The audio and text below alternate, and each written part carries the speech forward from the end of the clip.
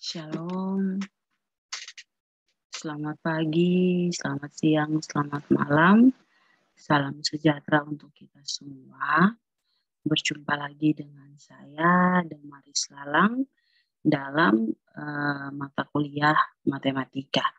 Jadi, matematika ini dipelajari oleh beberapa program studi yang ada di kampus Universitas Tribhuwana Kalabahi dengan nama-nama yang berbeda, namun isi dari mata kuliah itu kurang lebih sama. Sebab itu, pada pertemuan ini kita akan sama-sama belajar. Kita akan sama-sama belajar materi pertama, yaitu sistem bilangan real. Sistem bilangan real. Dalam sistem bilangan real ini, kita akan belajar tentang himpunan bilangan, bentuk pangkat, akar, dan logaritma. Setelah itu kita akan masuk ke dalam latihan soal. Video ini akan dibagi ke dalam dua bagian, itu dua part. Part yang pertama akan kita bahas tentang himpunan bilangan dan juga bentuk pangkat. Setelah itu akan dilanjutkan dengan bentuk akar dan bentuk logaritma. Dengan tidak memperpanjang kata, untuk mempersingkat waktu, maka kita akan mulai dengan pokok bahasan yang pertama, yaitu himpunan bilangan real. Tapi sebelum kita masuk ke himpunan bilangan, minta maaf, himpunan bilangan, kita harus terlebih dahulu mengetahui konsep-konsep dari matematika ini, gitu, konsep-konsep dari matematika dasar ini. Jadi dalam matematika dasar terdapat konsep himpunan dari bilangan-bilangan yang banyak sekali diterapkan untuk matematika lebih lanjut maupun penerapan di bidang-bidang lain. Jadi matematika dasar ini adalah konsep himpunan dari bilangan-bilangan yang banyak sekali diterapkan di berbagai cabang ilmu. Berbagai cabang ilmu, misalkan contoh di perikanan, agribisnis, matematika, kimia, dan lain-lain. Ya, dalam matematika dasar, pada himpunan bilangan, ada himpunan-himpunan bilangan yang penting untuk kita ketahui atau kita pelajari di bagian pertama ini. Yang pertama adalah himpunan bilangan asli, himpunan bilangan caca, himpunan bilangan bulat, himpunan bilangan rasional, himpunan bilangan irasional tak terukur, dan himpunan bilangan real. Sifat-sifat dari bilangan ini akan digunakan dalam bentuk pangkat, penarikan akar, dan juga logaritma. Kita akan masuk pada bagian pertama, pokok pertama, yaitu himpunan bilangan. Jadi seperti yang sudah dibahas di awal, di pendahuluan, bahwa konsep bilangan yang perlu dipelajari atau yang perlu kita ketahui adalah sistem bilangan. Pada sistem bilangan real ini adalah himpunan asli, himpunan bilangan bulat, bilangan rasional, irasional, tak terukur, dan juga himpunan bilangan real.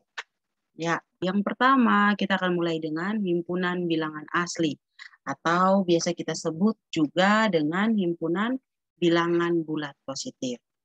Himpunan bilangan bulat positif ini biasa kita lambangkan atau kita tulis dengan N, di mana anggota-anggota dari himpunan bilangan asli ini adalah 1, 2, 3, 4, dan seterusnya.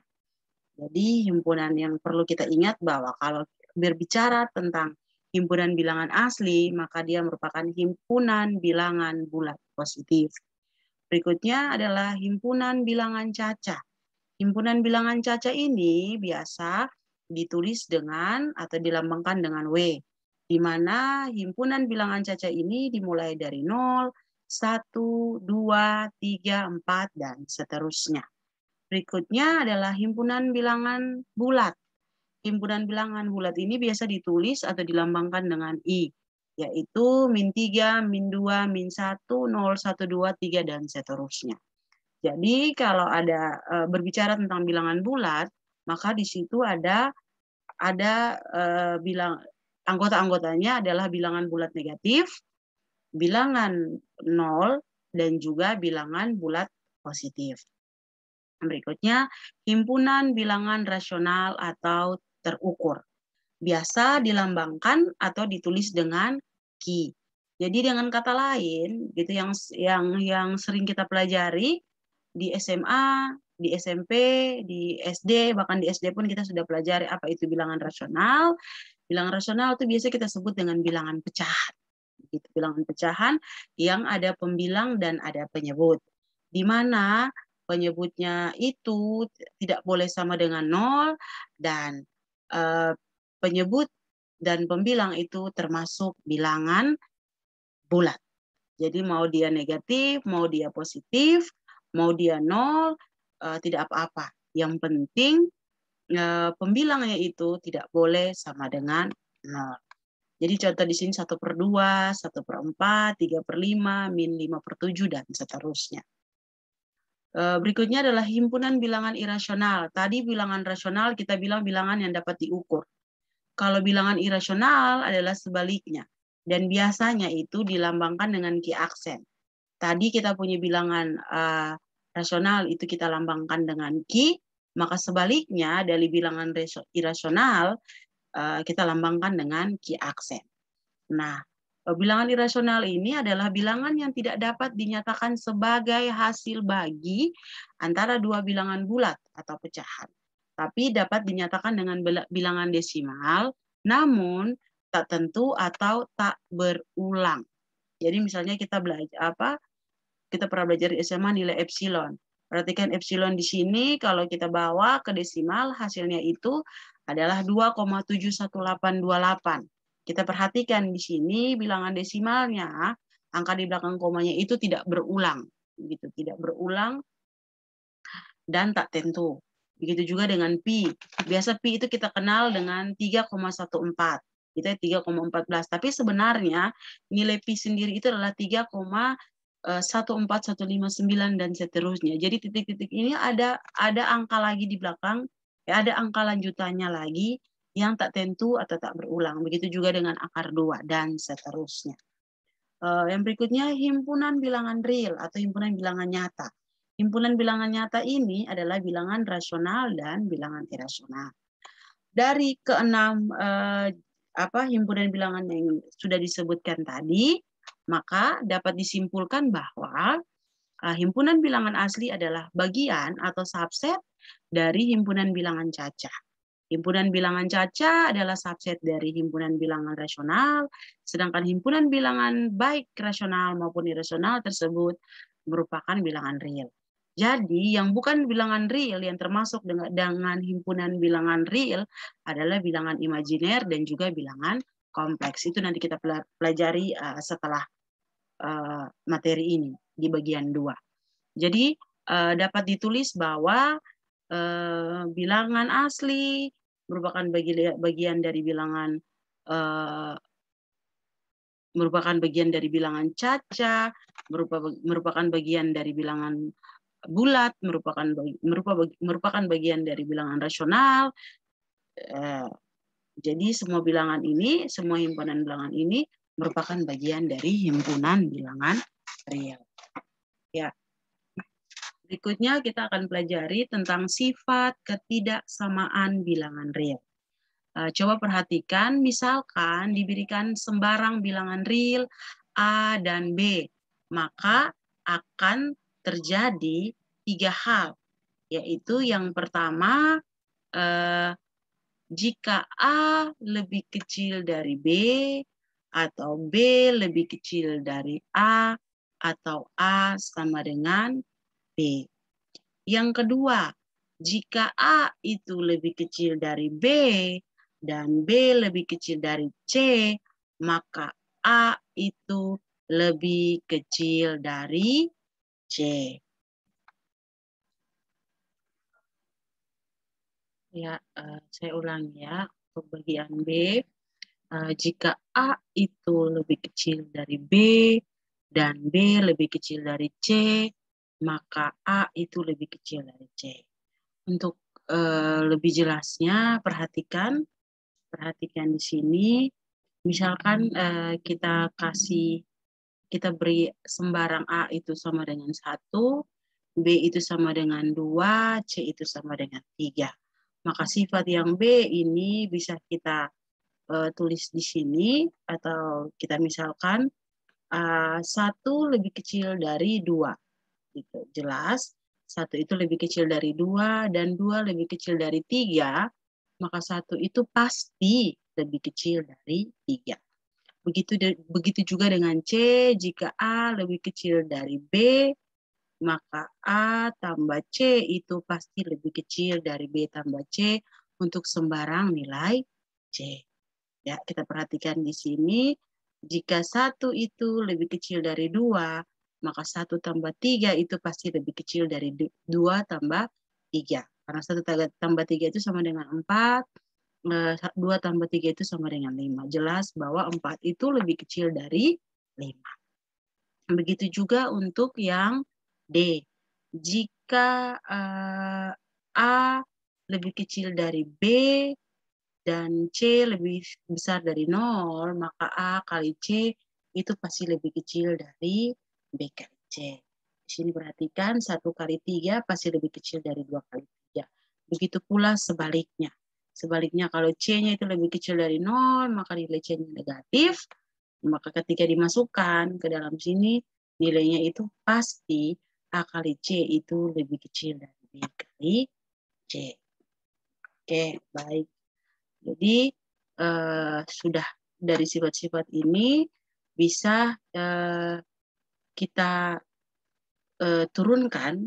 turunkan atau dengan kata lain sistem bilangan real dibentuk atas dasar bilangan asli, di mana semua sifat-sifat dapat diturunkan. Jika X, Y, dan Z adalah bilangan real, maka sifat-sifat bilangan real adalah yang pertama itu sifat komutatif untuk penjumlahan. Contoh atau sifatnya adalah X tambah Y itu sama dengan Y tambah X.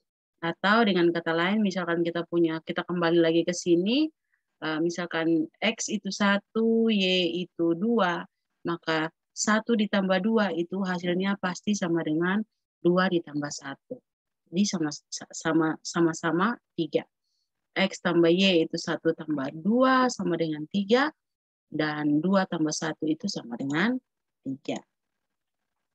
Itu tadi sifat komutatif untuk penjumlahan. Berikutnya sifat komutatif untuk perkalian. X kali Y itu sama dengan Y kali X. Jadi contoh 1 kali 2 itu hasilnya akan sama dengan 2 kali 1. Berikutnya sifat asosiatif untuk penjumlahan.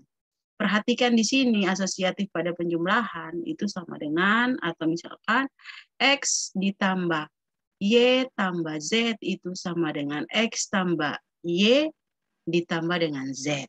Begitu. Contoh misalkan kita punya X itu 1, Y itu 2, Z itu 3. Maka 1 tambah 2 ditambah 3, 1 ditambah 2 ditambah 3, maka hasilnya itu 6.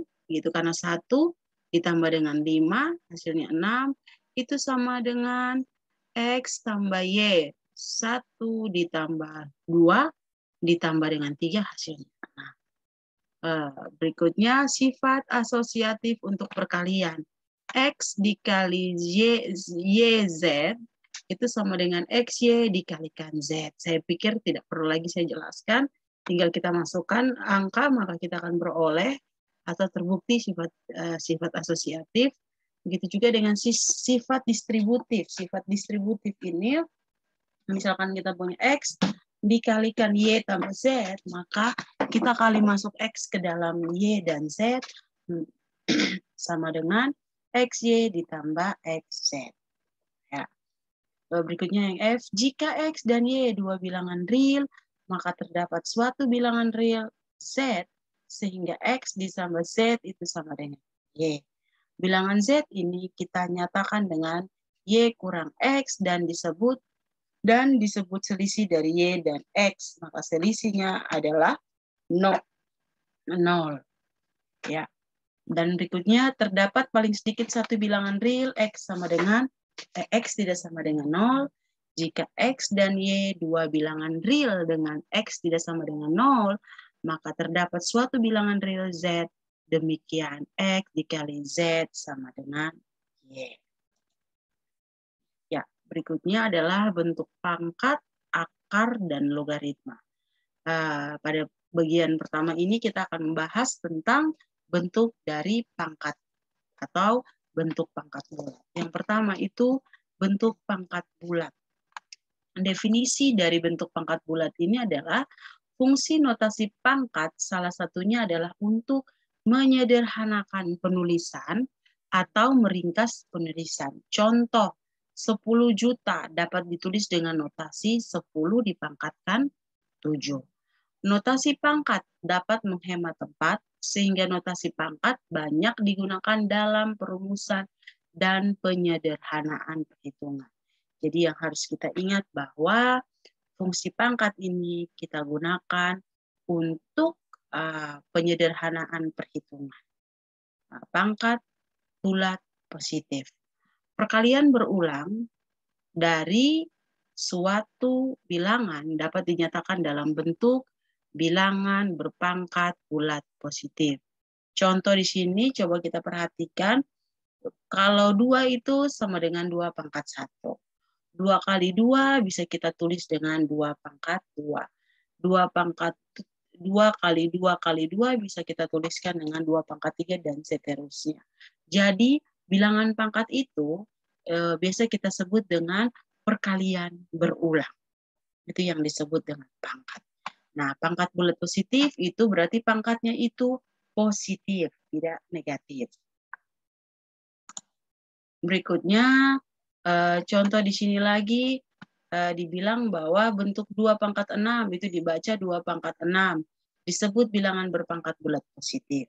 Bilangan 2 disebut bilangan pokok atau bilangan dasar, dan bilangan 6 disebut atau ditulis agak di atas dan disebut dengan bilangan pangkat atau eksponen. Jadi secara singkat dapat ditulis bahwa jika A bilangan real atau A elemen dari bilangan real dan N bilangan bulat positif, maka dapat kita tulis dengan A pangkat N adalah A kali A dan seterusnya. A disebut bilangan pokok dan N disebut bilangan pangkat. Ya. Ini contohnya dapat kita lihat 3 pangkat 2 itu sama dengan 3 kali 3 sama dengan 9. 64 itu diperoleh dari 4 dikalikan berulang sebanyak 4 kali dan dapat ditulis 4 pangkat 3 dan seterusnya. Ya, perhatikan contoh 1.2. 1.2 ini dibilang tentukan nilai dari persamaan berikut untuk nilai variabel yang ditentukan. Saya coba jelaskan untuk soal nomor 1, contoh nomor 1. Misalkan X pangkat 3 ditambah 2X pangkat 2 ditambah 3X ditambah 4 dengan diketahui bahwa X itu sama dengan 2, maka dapat ditulis sebagai berikut. Kalau X sama dengan 2, maka semua X ini diganti dengan angka 2. Maka dapat kita tulis 2 pangkat 3, 2 dikali 2 pangkat 2, ditambah 3 kali 2, ditambah 4. Maka 2 pangkat 3 itu hasilnya 8, 2 kali 2 pangkat 2 itu hasilnya 8, 3 kali 2 hasilnya 6, ditambah 4, maka hasilnya sama dengan 26. Cara seperti ini berlaku juga di soal nomor 2. Ini dapat dipelajari sendiri ya, teman-teman. Oke, sekarang kita lanjut ke sifat pangkat bulat positif. Pada bilangan pangkat bulat positif ini dapat dilakukan beberapa operasi aljabar seperti perkalian, pemangkatan, dan pembagian untuk bilangan berpangkat bulat positif. Perhatikan teorema-teorema untuk bentuk perkalian, pemangkatan, dan pembagian dari bilangan berpangkat bulat positif berikut. Yang pertama, jika A bilangan real, P dan Q adalah bilangan bulat positif, maka A pangkat P ditambah A pangkat Q itu sama dengan A pangkat P ditambah Q. Berikutnya, jika A elemen R dan A tidak sama dengan 0, P dan Q bilangan bulat positif, maka berlaku 3 kemungkinan. Begitu, berlaku 3 kemungkinan, misalkan A pangkat P dibagi A pangkat Q, ini dapat ditulis A pangkat P per A pangkat Q, akan terjadi 3 kemungkinan. Yang pertama, A dipangkatkan P kurang Q jika P-nya itu lebih besar dari Q. Atau pangkat pada pembilang itu lebih besar daripada pangkat pada penyebut. Dia akan berlaku 1 per Q kurang P. 1 per Q kurang P jika Q itu lebih besar dari P. Dan dia akan berlaku 1 jika P itu sama dengan Q. Nanti untuk lebih jelasnya, kita akan belajar di responsi atau latihan soal. Atau pada saat kita tatap muka nanti. Terus jika A bilangan real dan A bilangan real, P dan Q bilangan bulat positif, maka A pangkat P dikali Q itu sama dengan A pangkat P kali Q atau APQ. A pangkat P Q. Berikutnya, jika A dan B bilangan real, P bilangan bulat, maka AB pangkat P itu sama dengan A pangkat P dan B pangkat P. Ini contohnya dapat dilihat. Contoh misalkan nomor 1, 2 pangkat 3 dikali 2 pangkat 4 itu sama dengan 2 pangkat 3 tambah 4 sama dengan 2 pangkat 7. Terus nomor 2 juga sama, X pangkat 2 kali X pangkat 6 itu sama dengan X pangkat 2 tambah 6 sama dengan X pangkat 8 dan seterusnya. Untuk latihan soal saya rasa sudah jelas. Kita lanjut di pangkat bulat negatif dan 0. Jika pada bentuk perpangkatan pangkat dari bilangan dasar kurang dari 1 dan 0, maka akan diperoleh pangkat bilangan bulat negatif dan 0. Contoh bilangan bulat negatif itu atau pangkat bulat negatif itu pangkatnya itu negatif. Contoh 3 minus 1, 3 minus 2, dan seterusnya. Kalau pangkat bulat atau pangkat 0 ya dapat ditulis 3 pangkat 0 dan seterusnya. Untuk mendefinisikan A pangkat N dengan A bilangan real dan N bilangan bulat negatif dan 0, maka dapat digunakan teorema-teorema perpangkatan pada bilangan bulat positif. Seperti misalkan A pangkat N dibagi A pangkat N itu sama dengan 1. Jika teorema A pangkat P dan A pangkat Q itu sama dengan A pangkat P kurang Q digunakan, maka akan diperoleh A pangkat N per A pangkat N itu sama dengan A pangkat N kurang N sama dengan A pangkat 0 sama dengan 1. Jadi perlu diketahui bahwa segala sesuatu bilangan ketika ia dipangkatkan dengan 0, hasilnya itu akan 1. Dan untuk Q sama dengan P tambah N, maka diperoleh A pangkat P dibagi dengan A pangkat Q itu sama dengan A pangkat P per A pangkat P tambah N sama dengan A pangkat P dikurang P tambah N sama dengan A pangkat N. Ya, baik, itu sedikit penjelasan pada slide pertama, video bagian pertama untuk penjelasan atau contoh-contoh soal terkait dengan sifat-sifat yang sudah kita pelajari akan kita bahas pada video atau bagian kedua. Jika ada pertanyaan atau masukan atau apapun itu, bisa berikan masukan pada kolom komentar. Ya, sekian dan terima kasih. Shalom untuk kita semua.